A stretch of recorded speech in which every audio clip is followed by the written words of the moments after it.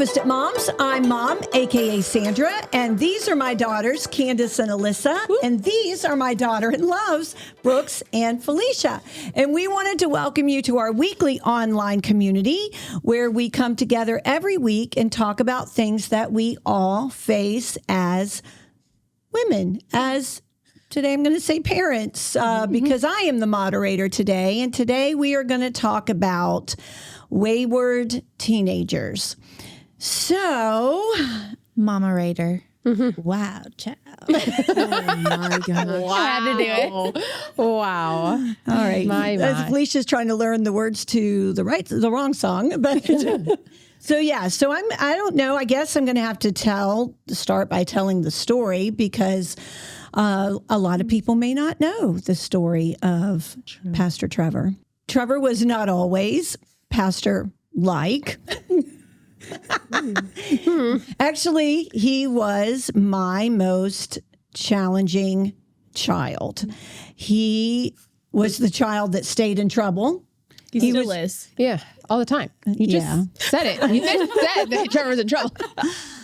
All the time. He was the child that the school would call me, the principal would call me, the the guidance counselor would call me, the child that I literally thought this kid is going to go to jail for not just joking, like literally thought this is the way that we are going down. And if you watched a previous episode we did on how to raise a child in a how PG, that worked?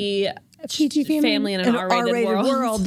I did the best that I knew of how to raise a child that would, but Trevor is just Trevor. But anyhow, so we're talking about some very extreme trouble. We're not talking about the kid who just is misbehaving. And there were just so many times that I just thought, how are we going to get through this? How am I going to get through this? I would go lay in his bed when he was at school and just sob and cry and pray, Lord, please. And, pray over his bed, pray over his clothes. I just, everything I could possibly do. But no matter what I seemed to do, it was completely the opposite. And I was just so not knowing what to do anymore. But I can tell you that one of the things that I did do, and I would encourage you as a parent, was I did not ever say to him, you're going to amount to nothing. You're a good for nothing. I would be mad and I would be yelling at him and I would be in his face and I would be screaming, but I would say, you're the most anointed man of God I know.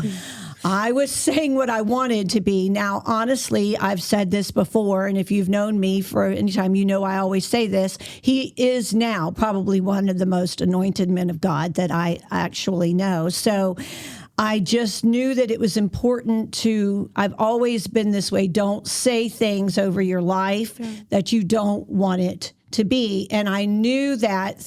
I'm so grateful that I knew that because I knew not to say these horrible, negative things that, in all honesty, felt like was going to actually happen. Yes. So I made sure that I didn't say those things. And then I had a very strong woman of God say to me, you need to just give him to God. Well, this honestly made me very angry because I thought, I am giving him to God. I don't know what else I'm supposed to do.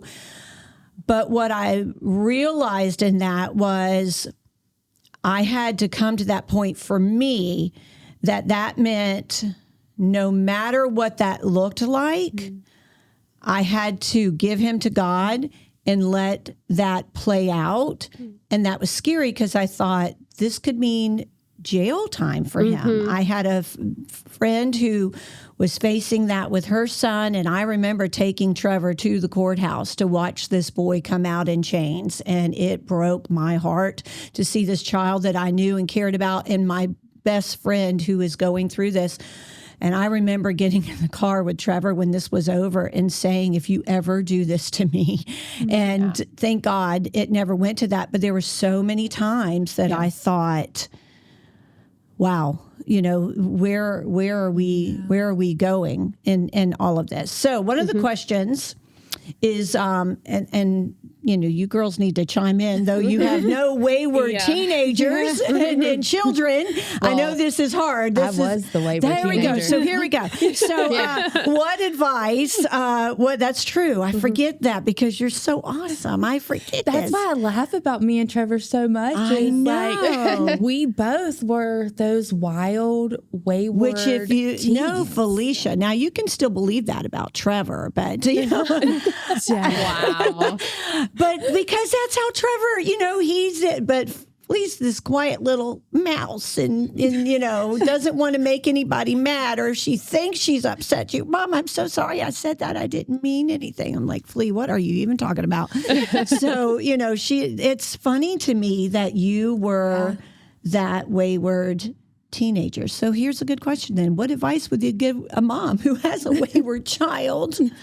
I think it is prayer. For me, God wasn't in our home. Yeah. Mm-hmm. So I was just reacting based off of the influences around me because I didn't have, my mom wasn't in my life at that point. She had gone and left. So just doing it my selfish way. And I think for parents that are involved, like you, it's not your fault. Oh, man, there are times you feel that way. You feel like, what did I do wrong, or what should I have done differently, or I thought, or did I smother him too much in trying to protect him from the world? I mean, again, I turned out fabulous. Exactly. So. We don't know what happened to him. We're fine. Yeah, fine. So we don't know what happened to him. No, just kidding. Right. So, but yes. I often think about this. Would I want to go through what we went through to get the man of God he is today?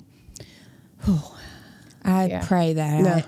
I think about That's that. I'm like, and I think because me and Trevor both were that way, I'm already thinking like, okay, I'm going to get you because I tried all this. So don't even try, Mama. So you already know what to expect. Yeah. But at the same time, like, I'm not ready to have those conversations with my kids. Like, hey, like I did this when I was your age. Like it didn't go over well for me. Like let's not and having do that. to admit that, I don't know, like, how is that? I mean, you're not there yet. No. Thank God, Chasen, he doesn't want you to be upset with him, which I'm so glad about that. But how, when that comes, having to have that conversation and be honest and saying the things in your past that you really don't. Remember you asking me a couple weeks ago, tell me about, I ain't telling you about the things I did in my past. Mom still doesn't. I am not telling you. We're grown with our own kids. No. Mom's like a closed book. I try all the time. But do you know who I feel like we could get is Dad. Dad will tell on you. If he tells on me, Rick Hersey, if you tell on me. I did write something down for this one too for y'all. But as what y'all said, I said, I wrote for the question says, communicate early expectations, be consistent on discipline, in the consequences that takes place if they continue to act the way they are. So, like, if I did that. I was about to say, Candace, my parents but then did you have that. to seek, then you have to seek professional help or doctors. What you're saying is true. Like, you have to do something of that sort. What you're saying is absolutely true. But in some instances, you're going to have kids that no matter what they're going to rebel no matter what Mm-hmm. or wrong, the best of your ability, you may still have a child of course. who turns out has to learn the hard way. that way. Right. It is. And I do think back that Trevor was so much more independent as a smaller child. He weaned himself from the bottle. He taught himself to ride a bike. He did things on his own that and I don't know, maybe were you that way, Flea? I mean, I don't know. Was that in some way like, I'm so going to not do it in the way you want me to do? I can do this. But I mean, I think it goes back to literally the beginning of time. Like, God gave us free will. Like, we have free will. Like, our parents can guide us, can lead us, can put these boundaries up. But at the end of the day, it's us making the choices. And I think that prayer, I mean, I cover my kids every night in prayer because I don't want them to walk through what I walk through because of my own mistakes, my own choices. And I mean, it's hard. Like, I don't know what the advice would be. Right. You know, I just know that it's not your fault. Right. And I had set boundaries down on here as well. Being patient. And that's hard. Sure. When you have, you know, it wasn't, you know, there was Candace and Alyssa and Brandon. So they're watching this one child do these things. So at the same time, you're not wanting him to be able to, you know, get away with things like but you're going to have to be patient. Maybe more be patient with the process. Keep doing what you know is right and be patient with the process. Because, you know, you don't always want to feel like you're going to be patient with them. You're going to slap them into next week or something like that. You know, it's what you feel like. I wrote patience down also. Yeah. and here's the thing too is, and this is hard when you're in it, but don't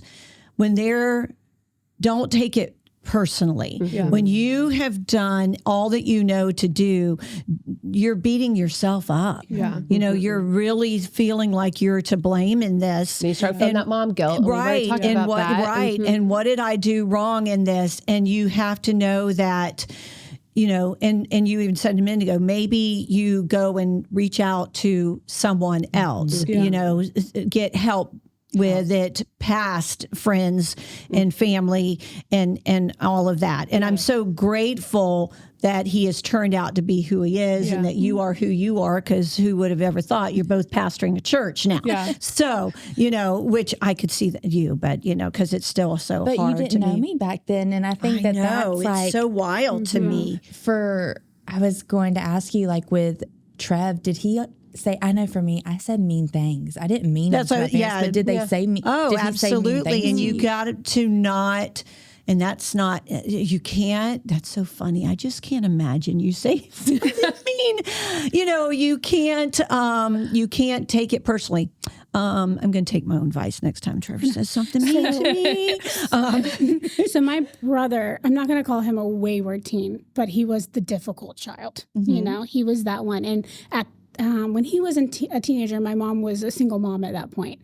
And I can say, when you were talking about not taking it personally, I can remember her having, like, she would approach him in every which way she could. You know, one day it would be grace. The next day it would be anger and frustration. You know, the next day it would be something. But every time he would come back and it wouldn't go the way she wanted it to be, I could see it on her. And then it became it's my problem. I did this. The separation did this. And then he would get to go weeks doing all this stuff even more without any repercussion or consequence. And so it just, you know, made the system go. Which doesn't help them. Right. No matter what your guilt, if you are in a situation where you have been separated and this might be acting out, you could have been doesn't mean you were right, but you could have been acting out what you were feeling of your mom being gone, you know, so it's really easy to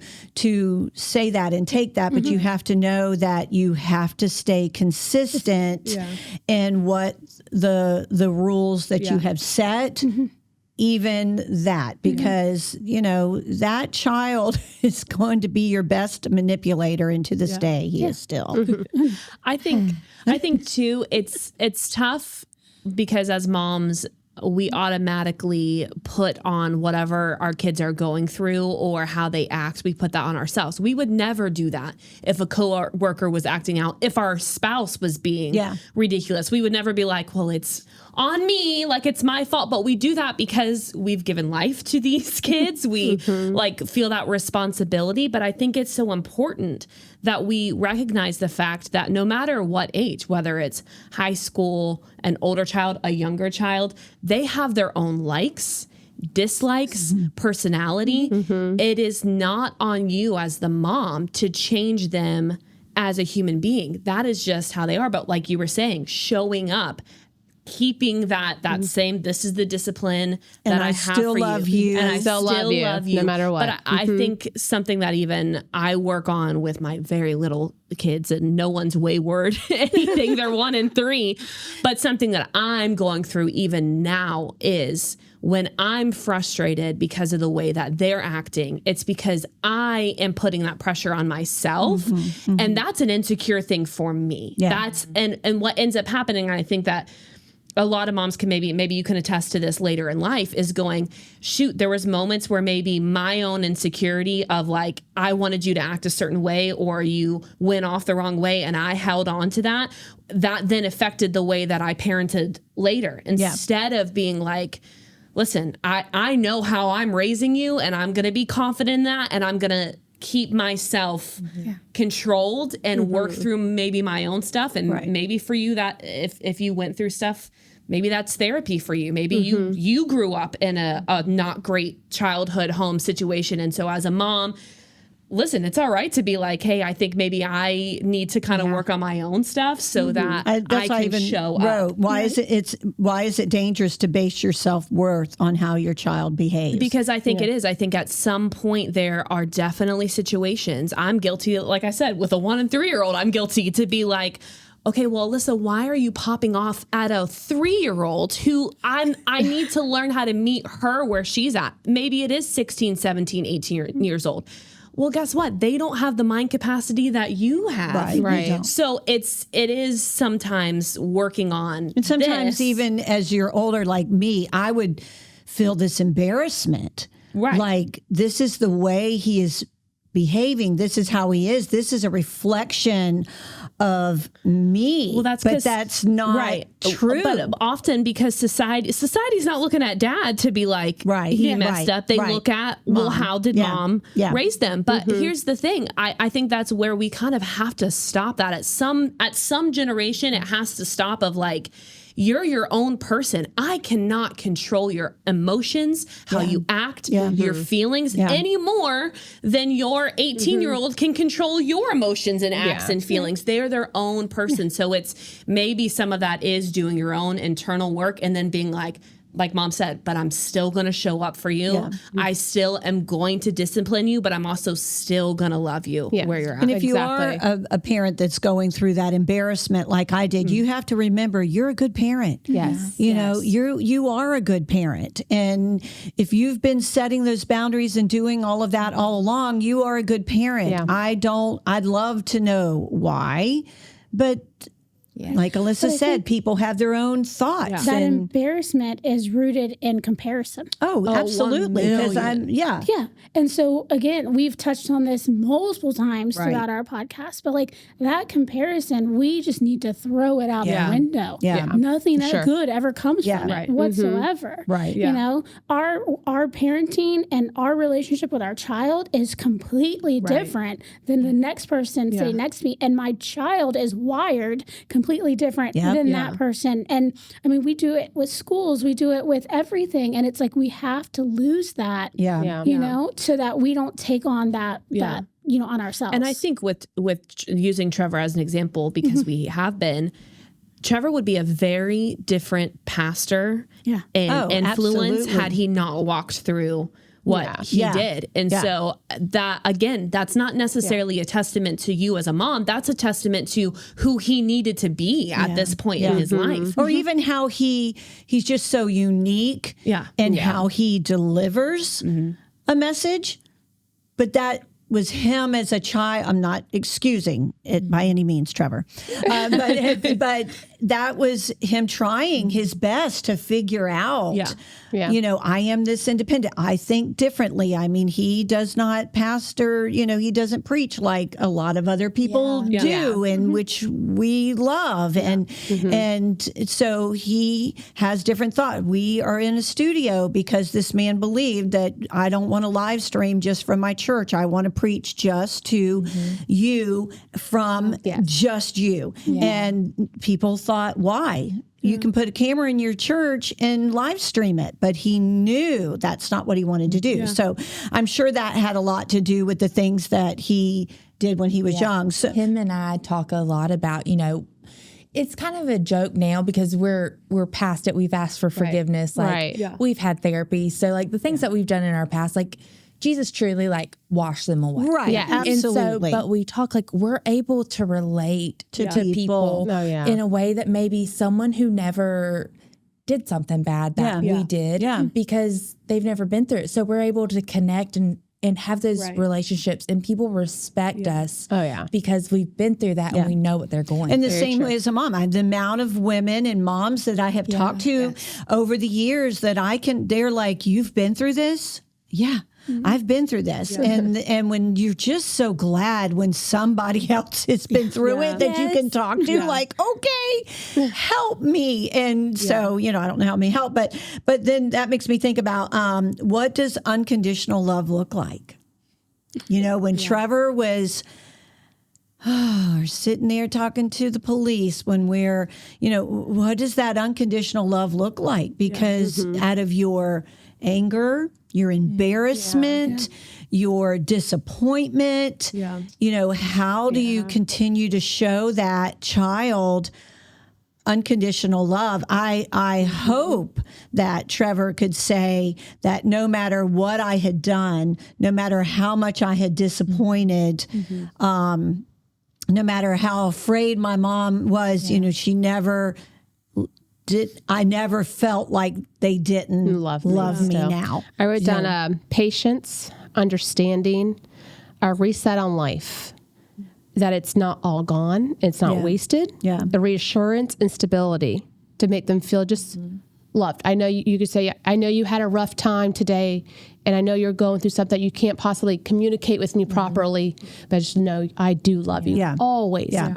And that God still loves you. I think of the love of Christ. Like when I think of unconditional love, that's the first thing that pops into my mind. Yes. And so thinking of God as our Father and how much, just a 30,000 foot view of the world, how much love he has for each of us individually. Well, when our child is going through stuff like that, if he could love us in our darkest moments, that is the representation we're supposed to be, not just the Bible stories and the scriptures, and we're going to pray together as they're growing up. But in those dark moments, being like, I'm going to show you the love of Christ, regardless of how embarrassed I feel, regardless of how heartbroken I am, because that's not how I raised you. Right. I'm going to be the light in this moment and still give you that love no matter what. Agreed. So I struggled really, really hard, even when I became a Christian, of, okay, God, like I did all these bad things. Like, how do you still love me? Like, I didn't understand it. And I would cry. Even when Trevor and I first got married, I'm like, I just don't understand how God can love me. And he's like, babe, because he like forgives, he forgets, like as far as east is from the west of the Bible. And even then, until I had Maddie Grace, I realized what love really is. And I'm a human, and the Bible tells us, like, if us as like evil, wicked humans can love our children, how much more does he love us? Phenomenal. And I started seeing like what unconditional love, it's, hey, when they act out, when they do something wrong, like you love them no matter what. You have to discipline because you need to correct them, but that love doesn't go away. Exactly. Yeah. I wrote down, love is not based on what someone does in return, but rather who they are. Yeah, that's a good one. So no matter who you are my child. Yeah. I love you. I am not abandoning you. I love you. Now, sometimes that might look different because you're like, okay, I've done everything and I have to let you walk through and figure this out, but you're still my child. Yeah. I still love you no matter what. Exactly. I think even in that, like, because you said I'm not the abandoning issue. You may have to let them go do what they want to do, but you're not abandoning them. No. Because you're still praying for them. You're still, but there's a time where you have to release. As that woman told me, give them to God. And so you're not, that is truly true. Think about Abraham in the Bible whenever the Lord told him to go sacrifice Isaac. And this is the son that he had been praying for. And he did it. He put Isaac on the altar, and next thing you know, the Lord provided, and he trusted God so much. That's mind blowing to me. I was going to say, so 1 Corinthians, we all know it. Love is patient, love is kind. But as you work your way through, it keeps no record of wrongs. Love does not delight in evil, but it rejoices in the truth. So even when, there's something going on, we've got a wayward child, there's evil. We're not going to delight in it. That's not our job, right? But that unconditional love, is going to keep persevering. It protects, it trusts, it hopes, and it always perseveres. So you as a parent, you're following the love of Christ, and that you are protecting, you're trusting, you're hoping, and you will persevere.